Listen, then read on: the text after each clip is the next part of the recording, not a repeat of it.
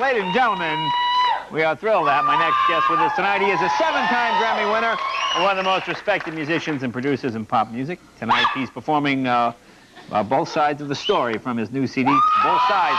It'll be released next Tuesday. Please welcome Phil Collins.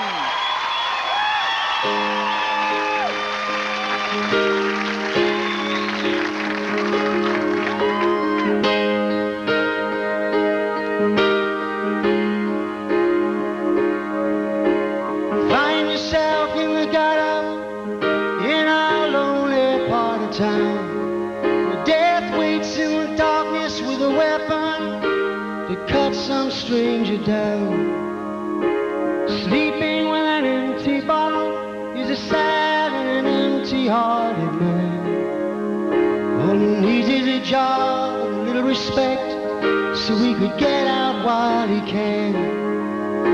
We always need to hear both sides of the story.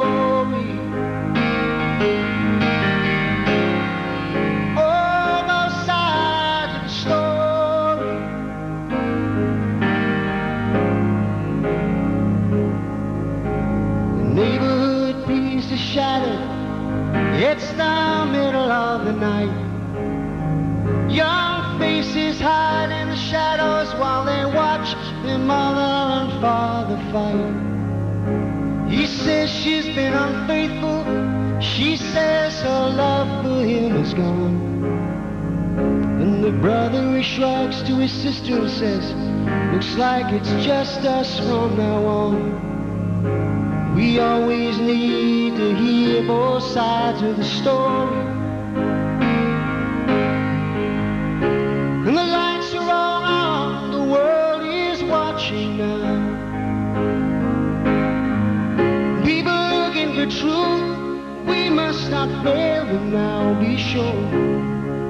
Before we close our eyes and walk away from here, till we see both sides.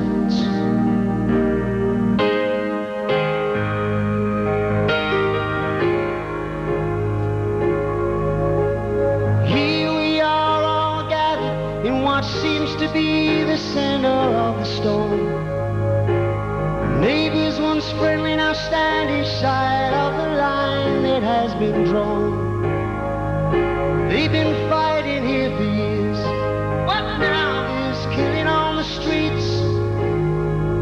Small coffins are lined up sadly, now united in defeat. We always need to hear both sides of the story. And the lights are all on, the world is watching now.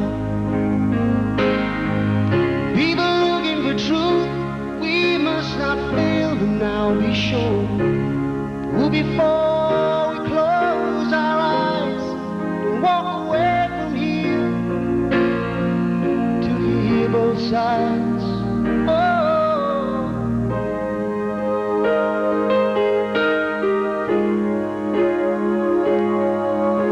the white man turns the corner, finds himself within a different world.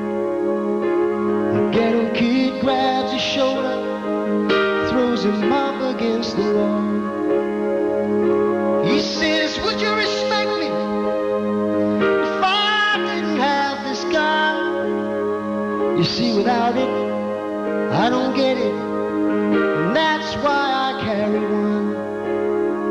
See, we always need to hear both sides of the story.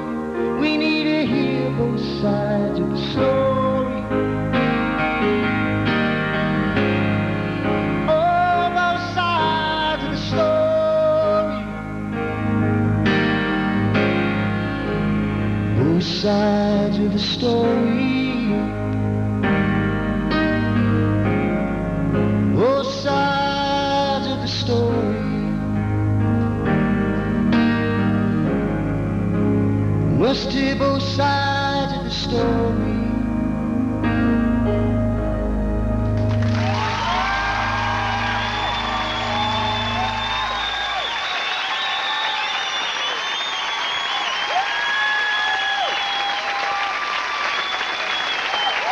see. Let's see. Take a little break, and we'll talk when we come back. More with Phil right after this.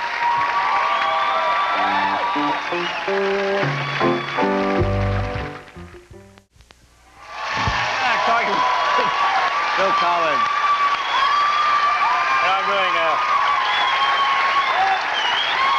I'm doing Tom Jones in dinner theater, and I've got to run it. Now we know how to Elvis. You must have worn a few of these in the early days with the first band. Not on your Nelly. No. Not on my Nelly? Not on your Nelly, no. Well, not on my Nelly, anyway. Now I see you doing more and more. You had a part in the HBO thing the band played on? Band played on, yes. A very important story. Yeah, terrific. I know you did Buster. You're doing more of the acting thing? I'm trying to, yeah. It's a sort of an educational type process, you know, you're sort of getting it out there and telling people that you want to do it. Yeah. The writers, the directors, the producers, but we're getting there, yeah. Well, I saw you in Buster, and of course, very impressive nude scene, ladies and gentlemen. Now, how was that? How was that doing the nude scene? Was that rather odd? Did you feel? Oh, well, I wasn't really ready for it, you see. The script, when I got it, my wife read it first, actually, Jill read it, and she said, what was this? Gets out of bed obviously naked. What does this mean? So I said, you know, we had to do this scene that I actually had to get out of bed after having spent a passionate night before I get arrested with my wife in the film Julie Walters. Right. So I said, I'm not going to do this nude. I can't do this. This is my first film. You know, this looks erotic on the screen, but there's 50 people watching you, you know.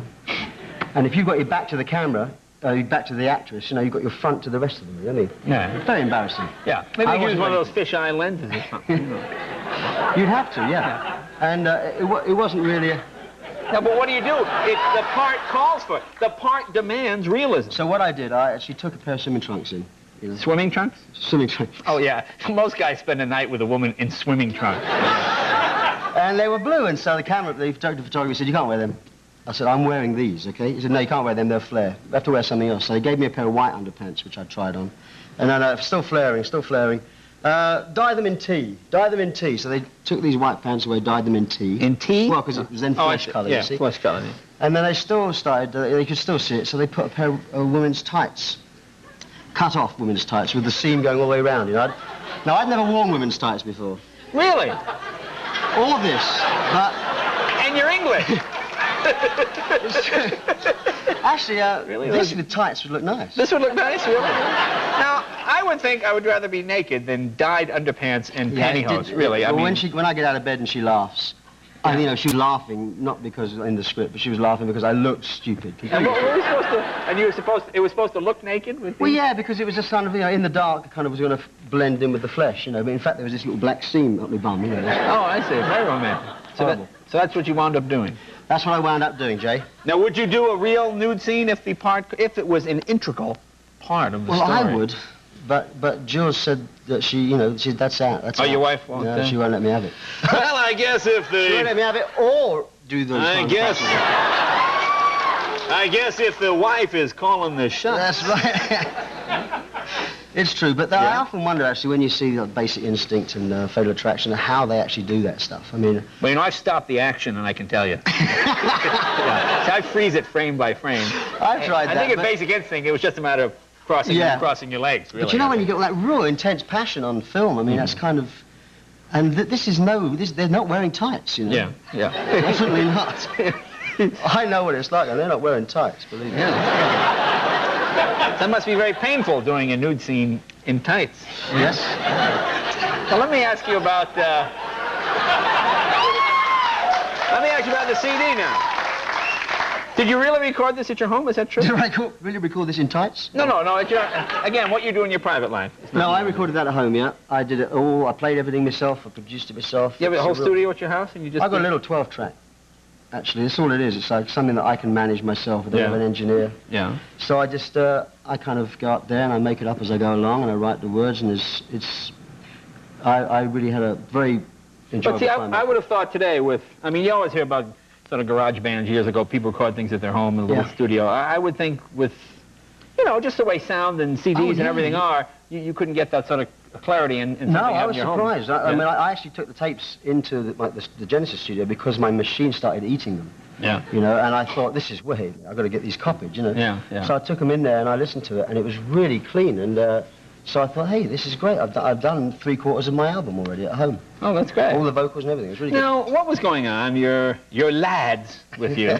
The lads. They said, ask him about the birds. Ask about the birds. I didn't know if they meant real birds or that's slang for, what was that? So this is Australian, right?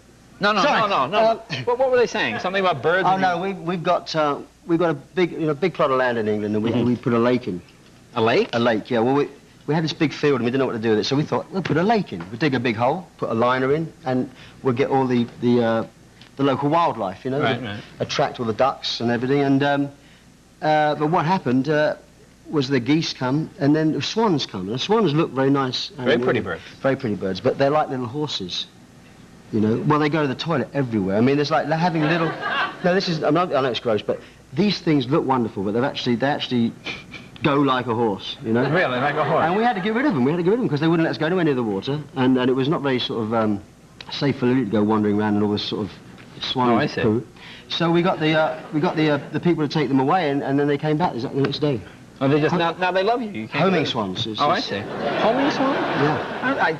I'd never heard the term. No, I don't know if they are homing, but these came back 50 miles away and they came back. Oh, there you go. That was interesting, wasn't it? Yeah. Anyway, well, the CD is both sides. Very nice job. Good to have you here. Thanks again, Phil Collins.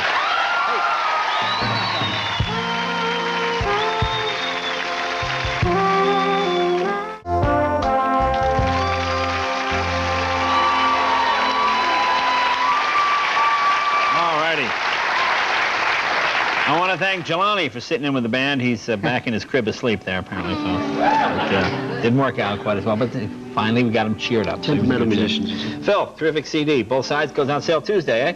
I think so, yes. Tuesday. Yep. And, of course, Julia Louis Dreyfus, thanks for stopping by. Her show is on tomorrow night, and tomorrow we will have James Caan from Seinfeld, Wayne Knight, and the music of Cyndi Lauper. So see you tomorrow night, folks. Thanks for watching. Bye-bye.